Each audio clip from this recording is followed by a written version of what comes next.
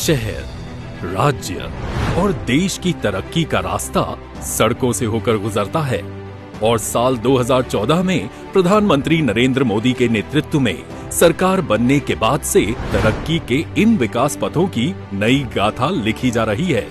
सड़क परिवहन और राजमार्ग मंत्री श्री नितिन गडकरी और उनकी national highway authority of India की टीम ने पिछले करीब 8 सालों में देश में सड़क परिवहन की तो सूरत ही बदल डाली है।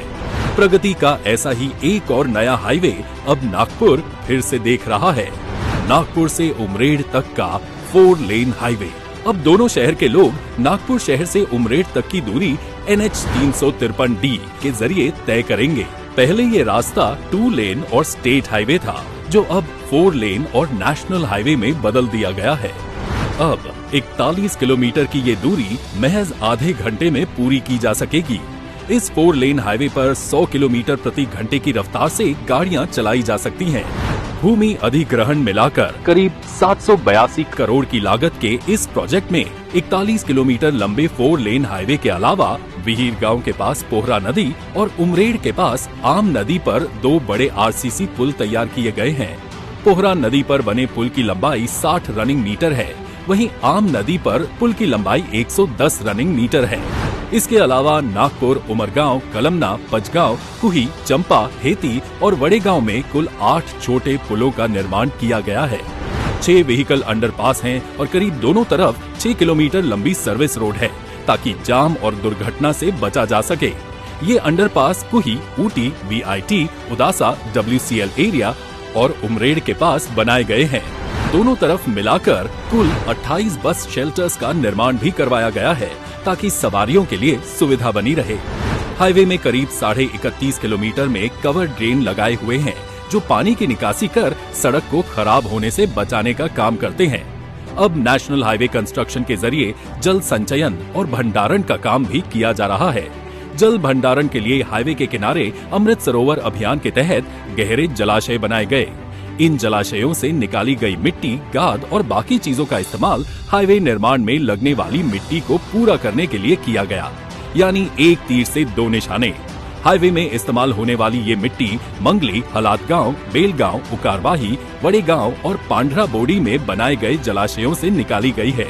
इन जगहों से कुल 11,06,712 क्यूबिक मीटर मिट्टी ली गई है, जिसका उपयोग हाईवे में पुराई के लिए किया गया है।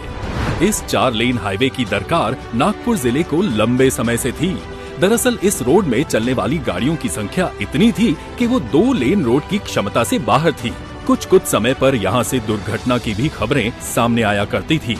लोगों की इन दिक्कतों का संज्ञान लेते हुए श्री नितिन गडकरी ने समस्या को जड़ से ही दूर करने का संकल्प लिया और इसी संकल्प का नतीजा आज 41 किलोमीटर लंबे इस सड़क के तौर पर सामने है।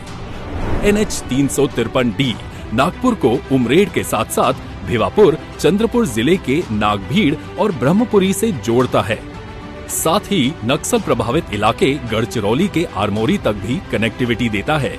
ये हाईवे आरमोरी में NH 353C से भी जाकर जुड़ता है। ऐसे में NH 353C हाईवे से गढ़चिरौली तक का सफर आसान हो जाता है।